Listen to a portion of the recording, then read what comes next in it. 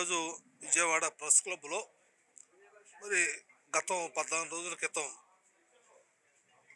Circle ఇన్స్పెక్టర్గా పనిచేస్తున్నటువంటి why Satish Kumar గారు మరి అకాల మరణానికి మేము చింతిస్తూ వారి కుటుంబానికి ప్రగాఢమైన సానుభూతిని తెలియజేస్తూ వారి ఆత్మకు శాంతి కలగాలని బీసీ సంక్షేమ సంఘం ఆధ్వర్యంలో ఈ రోజున విజయవాడ ప్రెస్ క్లబ్లో సంతాప సభను ఏర్పాటు చేయటం జరిగింది.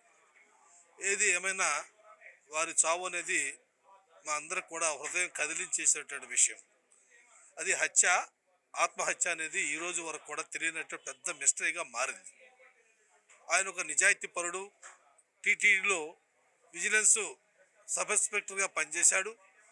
అదేవిధంగా పరకామణి టెంపుల్లో కూడా మరి సర్కిల్ ఇన్స్పెక్టర్గా పనిచేస్తున్నాడు. అలాంటి వ్యక్తి చాలా నీతికి నిజాయితీకి మారుపేరైనటువంటి వ్యక్తి. ఆ వ్యక్తి ఒక రవి అనేటువంటి అక్కడ ఉన్నటువంటి ఎంప్లాయీ మరి స్వామివారి హుండీలో నుంచి కానీ లెక్కించేటప్పుడు కానీ కొన్ని కోట్లాది రూపాయలని అతను దోచినటువంటి విషయం అధికారుల దృష్టికి ఈ సతీష్ కుమార్ అనేటువంటి సర్కిల్ ఇన్స్పెక్టర్గా తీసుకెళ్లేటువంటి సందర్భం మనకు అక్కడ ప్రధానంగా కనపడతా ఉంది. అయితే ఆ యొక్క వ్యక్తిని వారు సస్పెండ్ చేయటం కూడా జరిగింది. అంటే ఆ కేసులో ఇతను కీలకమైనటువంటి మరి వ్యక్తిగా సాక్షిగా ఉన్నటువంటి పరిస్థితి మనందరికి కూడా తెలుసు.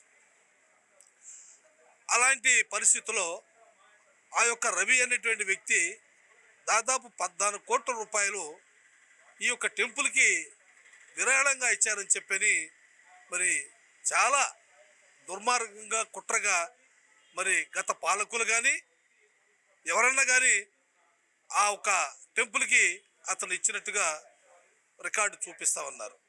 అంటే నిజాయితీగా ఉన్నటువంటి ఆఫీసరు కోర్టుకి ఎవిడెన్స్కి వెళ్తుంటే మరి ట్రైన్ల నుంచి పడేశారా, కొట్టి పడేశారా, ఇది హత్య, ఆత్మహత్య అనేటువంటి ఈ రోజు వరకు కూడా పెద్ద మిస్టరీగా మిగిలి ఉన్నటువంటి విషయాన్ని మీ ద్వారా మేము తెలియజేస్తూ ఉన్నాం. ఏది ఏమైనా మరి ఈరోజు ఈలోపు హైకోర్టు కూడా ఇన్వాల్వ్ అయింది ధర్మాసనం. ఈ కేసుని రీఓపెనింగ్ చేసి వాస్తవాలను బయటికి తీసేటటువంటి కార్యక్రమంలో సిఐడి ఇన్వెస్టిగేషన్ వేయటం కూడా జరిగింది. మేము సిఐడి అధికారులకు కూడా తెలియజేస్తూ ఉన్నాం.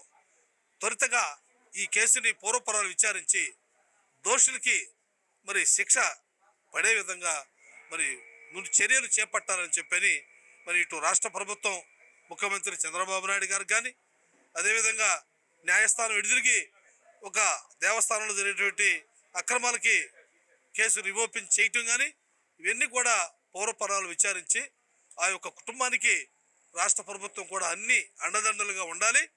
అది ఉద్యోగం కానీ, ఆర్థికంగా కానీ, మరి వాళ్ళకి సెక్యూరిటీ కానీ అన్ని విధాల రాష్ట్ర ప్రభుత్వం అవకాశం కల్పించాలని చెప్పని మరి బీసీ సంక్షేమ సంఘం ద్వారా ఈ రాష్ట్ర ముఖ్యమంత్రి చంద్రబాబు నాయుడు గారిని కోరుతాం. అన్నవరపు నాగమల్లేశ్వరరావు, బీసీ సంక్షేమ సంఘం రాష్ట్ర ప్రధాన కార్యదర్శి. ఈ రోజున మరి టీటీడీకి సంబంధించి ఏఈఎస్ఓగా అసిస్టెంట్ విజిలెన్స్ సూపర్వైజర్ ఆఫీసర్గా ఉన్నటువంటి సతీష్ గారు మరణించి 11 రోజులైంది.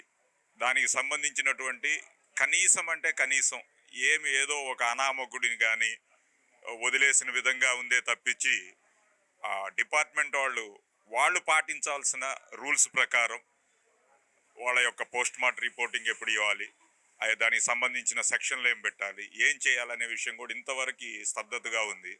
ప్రతి పార్టీ వాళ్ళు ఇది ఎదుటి పార్టీ వాళ్ళు చేశారని చెప్పేసి చెబుతూ దానిని లబ్ధిగా పొందాలని వీళ్ళు తన్నుకోవటమే తప్ప మరి భర్తను కోల్పోయి తర్వాత కుటుంబంలో బిడ్డను కోల్పోయి బాధపడుతున్న కుటుంబాన్ని ఓదార్చాలన్న కనీసమైనటువంటి ఉద్దేశం కూడా ఎవరికీ లేదు. మరణించిన వ్యక్తి ఈ రోజుకి స్పష్టంగా ఆయన హత్య, ఆత్మహత్య అయితే ఏ విధంగా జరిగిందనేది ఏమీ లేకుండా కంటి తుడుపుగా ఏదో ట్రైన్లోకి వెళ్ళటం, 2 బొమ్మల కింద పడేయటం, దాన్ని ఏదో సీన్ రీక్రియేట్ చేసామని చెప్పటం, ఇవన్నీ కూడా అసలు విషయం అయితే ఏం బయటకు రావట్లేదు కానీ ఏదో చేస్తున్నామని చెప్తా ఉన్నారు.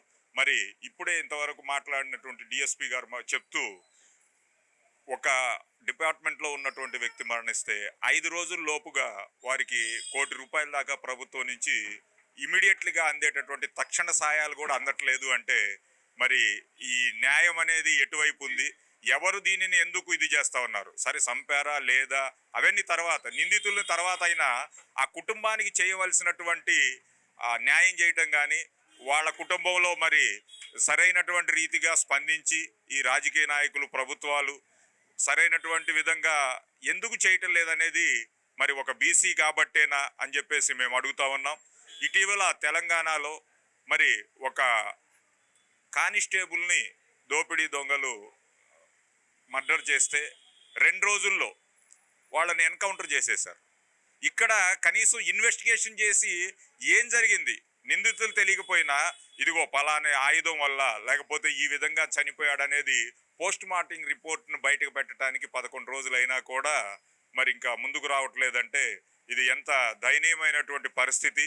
డిపార్ట్మెంట్లో ఒక సిఐ స్థాయిలో మంచి పేరుండి మరి తన యొక్క వృత్తి కోసం సహ ఉద్యోగి మీద కూడా జరిగిన అన్యాయాన్ని ఎదిరిస్తూ కేసు పెట్టి ఆ విధంగా కూడా ఈ యొక్క హత్యకి లింకులు ఉన్నాయని చెప్తున్నారు. అది ఏదైనా మన ఊహాగానాలు కాదు.